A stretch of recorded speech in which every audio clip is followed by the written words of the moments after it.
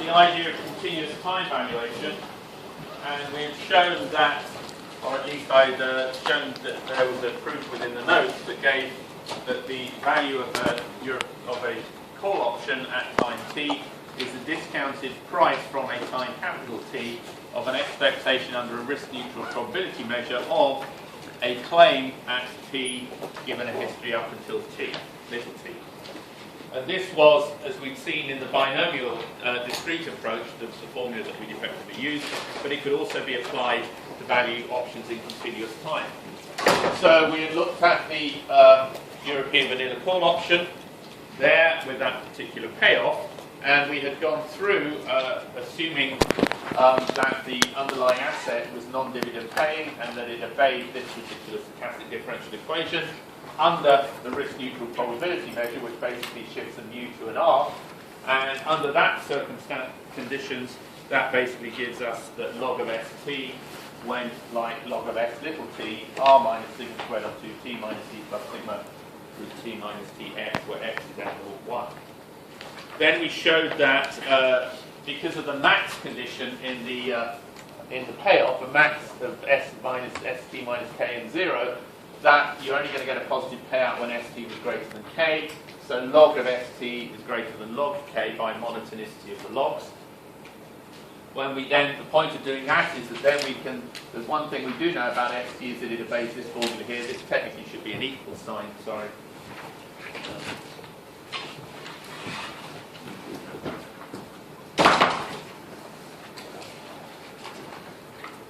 That should be an equal sign.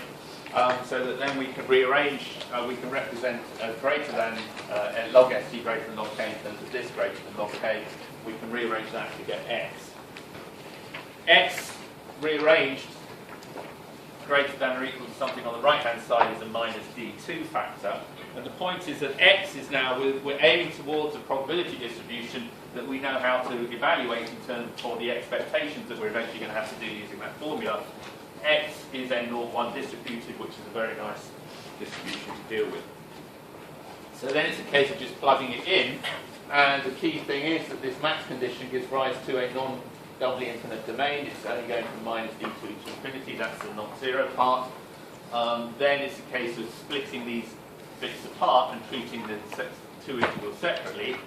The k integrals relatively easily, because k is just a constant, that can come forward and just give you phi of d2 here, because by symmetry properties of the normal distribution you can swap the limits around so that you can write everything in terms of phi of d2.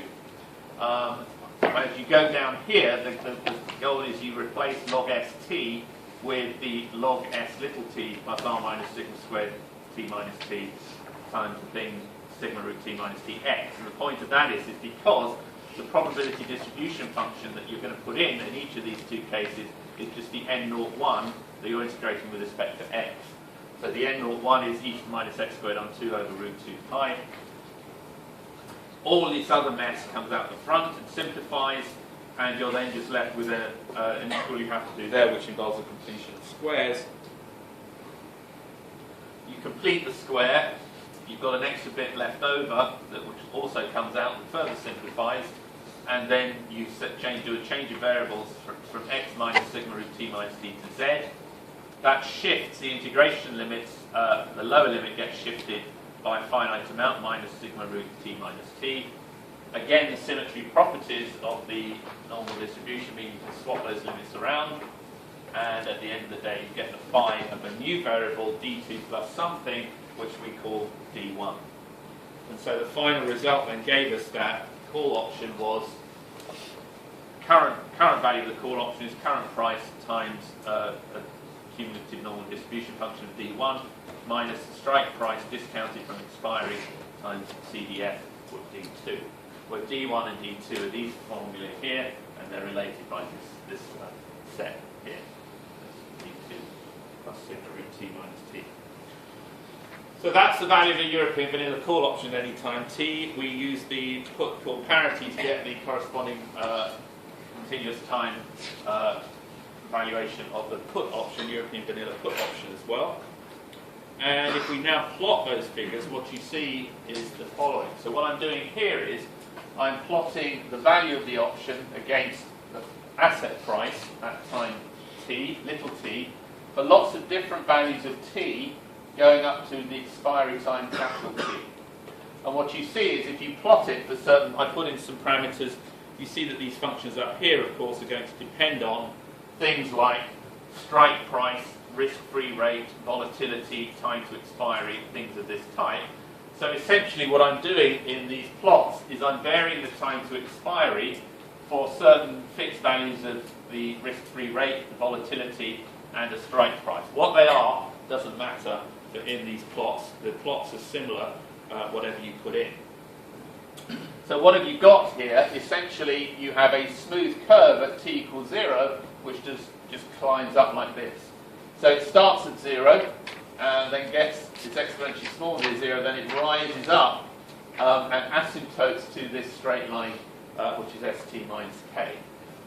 As t goes towards the expiry time, you get that this curve begins to relax. It relaxes into this corner here, which is at the strike price, and of course this dog-leg curve here, 0 and then st minus k, that's the actual payoff at expiry. Okay, so that's not, of course, the net profit. It's just the payoff at expiry. And then, so what happens is you can see that it's a relatively straightforward relaxation into the corner, and at t equals capital T, you actually get that kink forming. For t less than capital T, there's no kink. It's still smooth for t less than capital T, but at t equals T, you develop that singularity point there. What is happening at that point is you can see that as t goes to capital T, you can see that you're getting, well, this term goes to 0, that term goes to 0, but these two terms, okay, they will blow up and go to infinity. So d1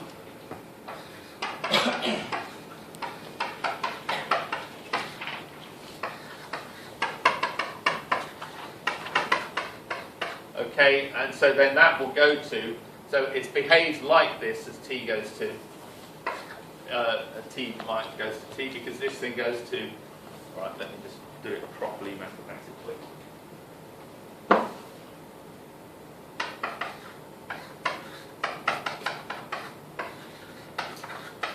So you can see that this second term here goes like the square root of t minus t. So that's order of, that just means terms involving the square root of t minus t. I've got a 1 over root t minus t here. So you can see that that equals, clearly that equals when st is greater than k, log st is positive. So this will be plus infinity for st greater than k, and for st less than k, then log of a number which is negative, this is going to be minus infinity for st less than k. So d1 and d1 basically as you go to infinity goes to either plus infinity or minus infinity, depending on whether your st is greater than or less than or equal to k. And of course it goes to technically 0 if st equals k, because that is log of 1. And what happens to d2? Well, d2 goes in a similar way, because d2 is just d1 displaced by something that goes to 0. Okay? So d1 and d2 behave in a similar way. Okay.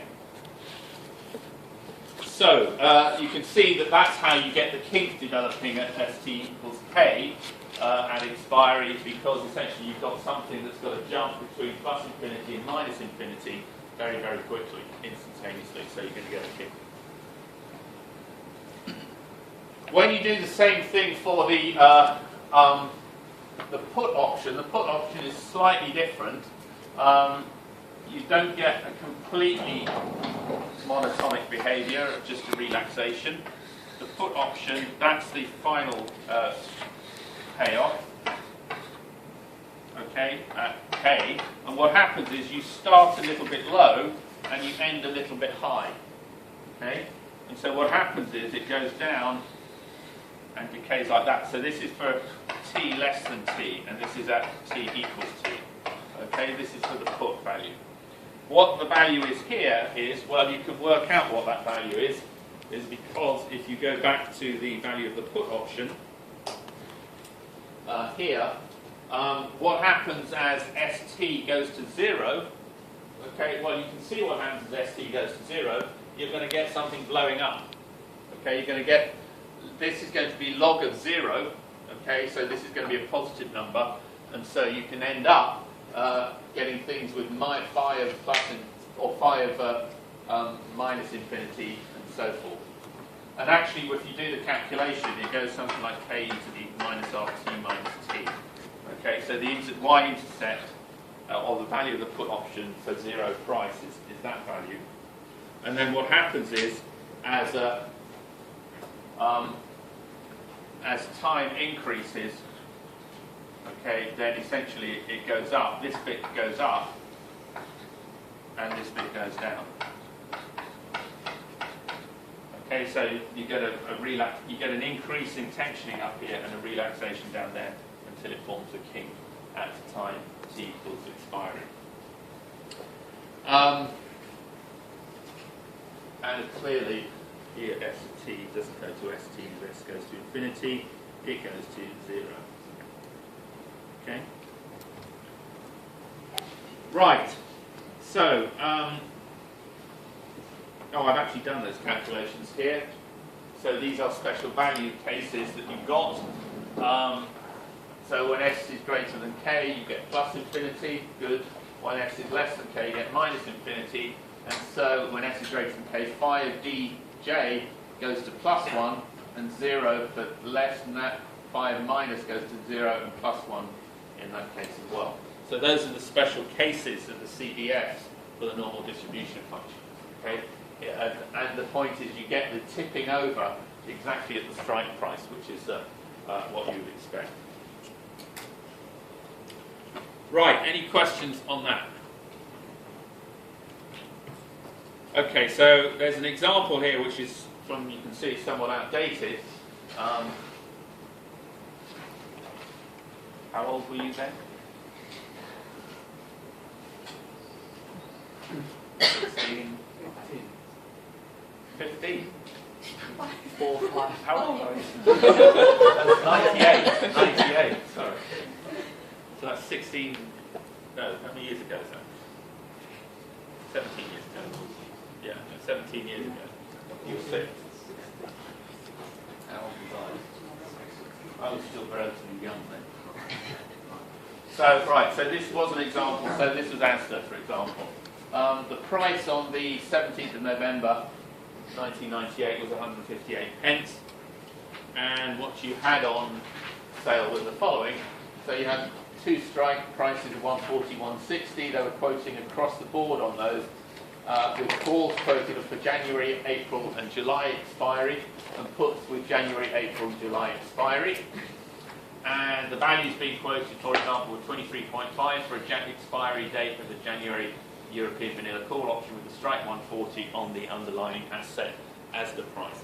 Now there's something a bit dodgy here in that Asda, of course, will pay a dividend, and the formula I just worked out there is for an underlying asset that doesn't pay a dividend, but we'll assume that this is more or less correct, because it may not have paid the dividend at that point. So, we've got S naught is 158, K is either 140 or 160. Okay, we have that choice. The interest rate at that time, in the heady days of the early period of Tony Blair, was 6.25%. It's coming down because we were going to a low inflation economy. And R then is the annualized risk-free rate is 0.0625. Okay, so you write that as an annualized rate. What about T minus T in the formulae? Well, the expiry days were on the third Fridays of the month, so that's January the 15th. Well, I understand why that's the third Friday, because that's January the 15th, anyway. April the 16th and July the 16th, which then were, from the November date, was 59, 115 and 241 days away. So then now you have to make another assumption, is that there's 365 trading days in the year, which there are not. Okay? There's 200 and something, because you don't trade at weekends. Okay? So the question of what T minus T is, if you start measuring in days, as opposed to measuring grossly in months, does become relevant. Okay? Because not each of those 59 days is going to be a trading day. So this is general days over general days. So if you put trading days over other trading days, you might get different results. But let's just stick with this because it's the simplest result at the moment. Okay? So that also brings in other philosophical questions, is what's the value of a call option on Saturday and Sunday? Okay? Presumably it's the last price on a Friday, but you don't have to stop the clock and then carry on. So anyway, these are assumptions about what those expiry times are. So this is measured in units of years because we've got R in measured units of years. Now, the other key thing that we don't know is if you look at all these formulae back here, where's the D ones? Okay, there's the C's. So we know the current share price. We know we can pick a strike price. We've got the risk-free rate. We think we know what T minus T is. Looking in here, the only thing that we don't know is this volatility, this sigma. So how do we find the volatility? Well, there's various ways that you can proceed. One is to do a time series analysis. So you can go back and you can do the analysis and to work out what the volatility of the stock is, so how much is fluctuating about the mean variance, the mean behaviour, the variance of the stock. Question then is, that's past performance, you're looking ahead. How do you know that past performance is a guarantee of future behaviour, as they say in the adverts? So you don't necessarily know that. So you then have to start saying, well, what is the value, or how far back in time do I go? You know, do I go back, say, 3 months? Do I go back 6 months? Do I go back 60 years? What is the relative, how much of that time series is relevant to the volatility now? Clearly, if you go back, I mean, if we were doing something now, you'd go back to, you know, would you want to go back beyond 2008? You know, what was happening pre-2008 is very different to what's happening after 2008 in the stock market. Or it took a long time, certainly for that period from 2008 for the stock market to begin to recover. So then you've got to worry about that. So one way around that is you use something called implied volatility.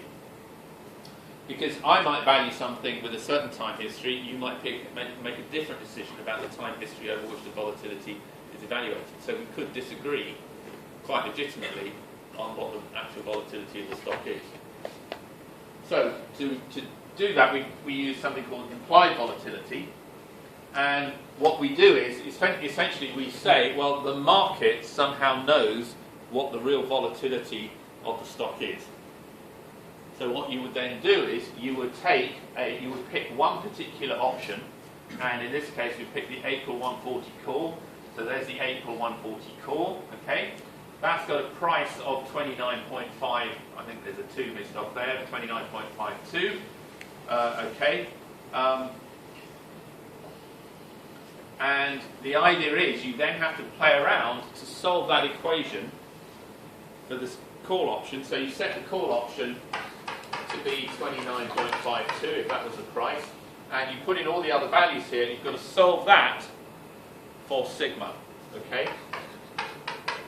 Now to solve that numerically is difficult to do, or rather analytically you can't do it.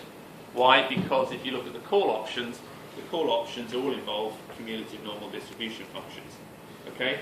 So basically the sigma is buried somewhere in this D1 and you've got phi there, you buried it somewhere D2 and phi. So this is clearly a highly nonlinear equation, and you can't actually solve it analytically. Okay? So what you have to do is you generally solve it numerically. So in this particular case, you did it by trial and error, or there are many more sophisticated methods.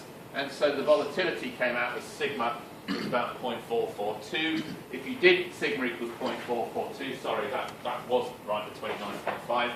If you stuck in sigma equals 0.442 with all those other parameters, the April call, so the April one would be, you would use 150 over 365, because that's that time away, for T minus T.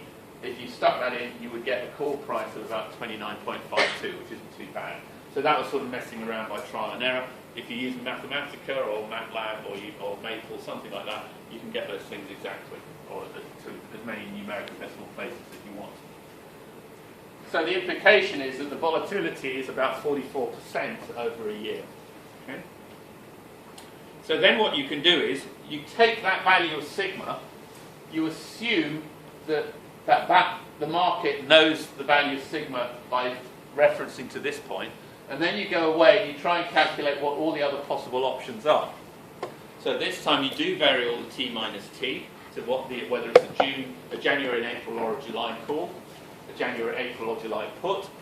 You plug in the relative t minus t's there. R is assumed to be 0.0625. So again, you're having to assume you know the interest rate going forward over that period. But that's another assumption, that it's not going to change. And then when you go and value it all the way through, these are the numbers that you get. You plug them into the call option formula that we had and the put option formula, so you have to work out the D1s, the D2s, with the same value of sigma, the 0.442 in each of those.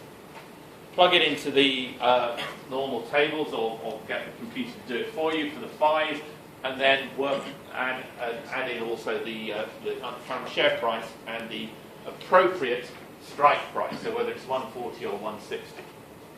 When you do that, you get this table.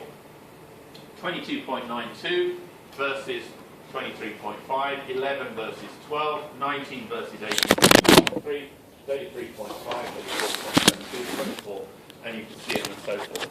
So it's not perfect, but it's not far off. Okay? So, this isn't completely right, but it's not too wrong. Okay? It shows you we're in the right ballpark. Now, why won't these numbers agree? They won't agree for all sorts of reasons, not least because usually you see them quoted as bid-ask spreads. These are a single value here.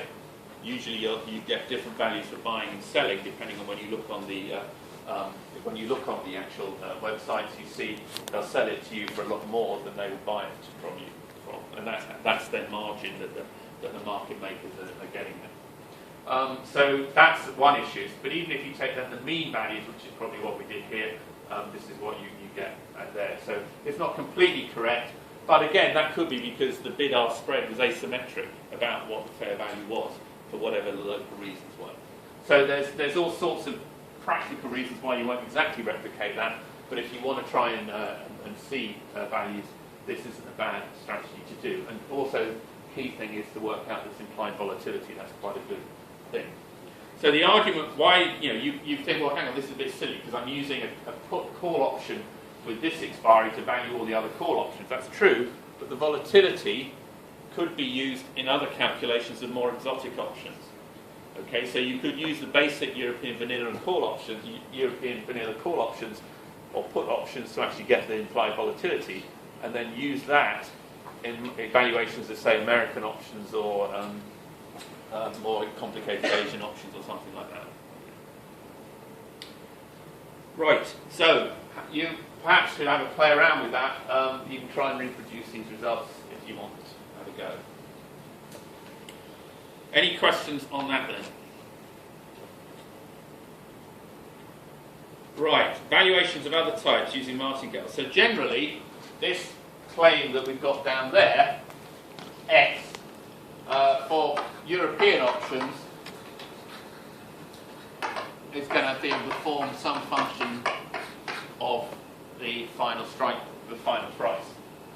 And that generally then, that formula holds for European options in that way. You just have to work out what the European option is in some point in the future, given the history up until now. And for a European option, the history up until now is effectively just what the current share price is, the S sub t. So this formula can be applied more generally to more exotic types of options. We have to make an assumption about how ST varies, and so we will make the assumption that ST basically takes the form of log ST plus R minus sigma squared on 2t minus t sigma root t minus tx, where x is n01, and the R is coming from the fact that in all of the pre-transition that you've gone through, the bit that I didn't go through in great detail yesterday, the transformations turns a mu into an R in that formula. So, having done that, it's then a case of just wherever you see ST, you rewrite this in terms of this formula, plug it into the result, and then the actual integral at the end of the day is just basically taken in terms of this PDF of the x, which is n01. And so in general, you have to evaluate these types of integrals to do the expectation integrals to evaluate the options of European options in that form. Okay? Any questions on that? So now we're down to just having to evaluate integrals. This, as I said, is an expectation integral here. If I had solved this using the Black-Scholes equation PDE method, which I'll mention later briefly, this would be basically an integral representation of a Green's function. Or rather, this is the Green's function, and this is the convolution that the right-hand side you're convoluting it with. So that's not simple. Right, so now let's go and value a binary option. So what is a European binary option? A binary option is basically sometimes called an all or nothing, and it basically pays nothing up to a strike price, and it pays 1 unit for ST greater than K. So if ST is greater than K, the strike price at expiry, you get $1. If it's below that, you get nothing. So it's different from the call option, which has that ramp effect that just goes up. The call, remember, the European vanilla call option does this.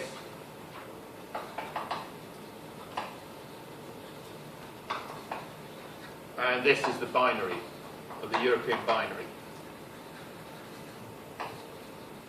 call. All right, if you look at the put option does that.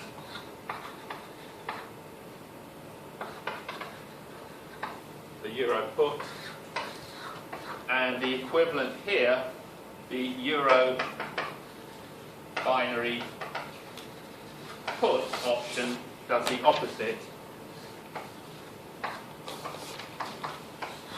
It pays 1 unit of currency up to ST equals K, and nothing for ST greater than K. So it's the analogy of the European put option, because it's basically if the share price goes down, you get money. Okay, if the share price falls below the strike price, you get money. So in terms of this formula that I've just written above, okay, what is the payoff? Well, this function of f of t is the expected value of f, where f is 1 if st is greater than or equal to k, and 0 if st is less than k. So I'm valuing the European binary call option, first of all. So I have to put it into this formula here, the standard formula. And essentially, if I look at this, this is actually just saying I want expected value of 1 if st is greater than k, and 0 if st is less than k. But if I look at the actual formula,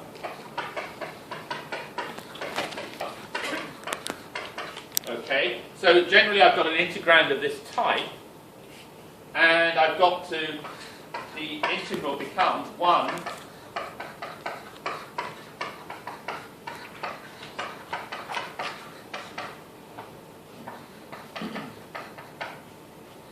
and it's 1 times this if st is greater than k, right? Plus 0 times that if st is less than k. Now, because it's a value 1 there, that integral is nothing more than the probability that st is greater than k. Because you're asking for the expected value of 1, that's the function, but 1 times that leaves me just with a probability density function. So it's equivalent to asking for what's the probability that st is greater than k. So for the binary call, this expectation purely reduces down to the probability under the risk-neutral measure that st is greater than k. So again, you can play a similar game. You want st greater than or equal to k. I mean, you can put the equals in if you want to be consistent. That's true if and only if the logs are in the same greater than or equal ratio. And so then, equivalently, this formula becomes log st is greater than log k. We've got log st, again, we plug in our friendly log normal distribution. If ST wasn't behaved like that, we'd have to come up with a different distribution, and we'd have to come up with a different probability density function there. Okay? So if it didn't behave in this way, the expectation intervals would be not necessarily normally distributed or based on normal PDFs. We'd have to do something more complicated. Okay, so we plug that in and we find when ST is greater than K, log ST is greater than K, tum-ti-tum-ti-tum, we play around and we get X is less than or equal to D2. That's the same number as we had in the European vanilla call option.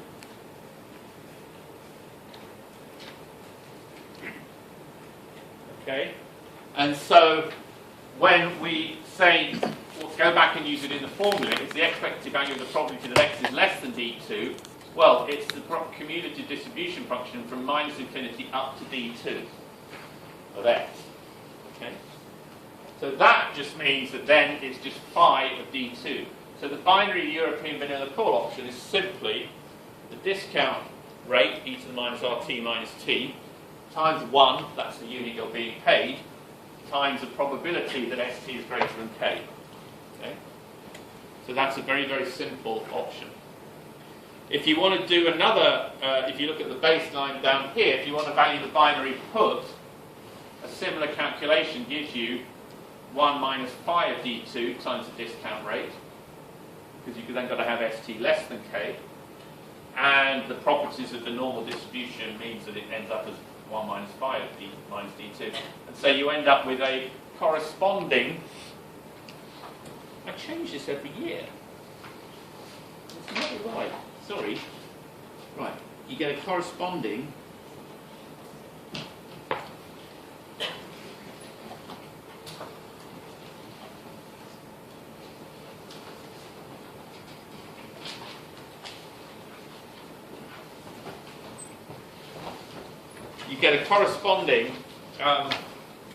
put-call parity for the binary options.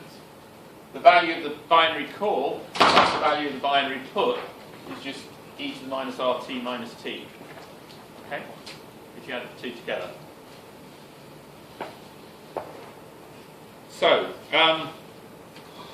if you then look at how the European call option behaves, essentially because it's a cumulative distribution function, you get the classic S shape of the CDF of a normal distribution. Okay? It's centered around K again, because K equals naught, ST equals K, and it basically is this S shape that then, as time goes on, it steepens. So it steepens here and pushes itself into the two corners of the result, the final payoff at expiry. So it's S-shaped and then steepens. In a similar way, when you value the binary put, I've got a picture of that. I had a picture of that. The binary put does it the opposite way.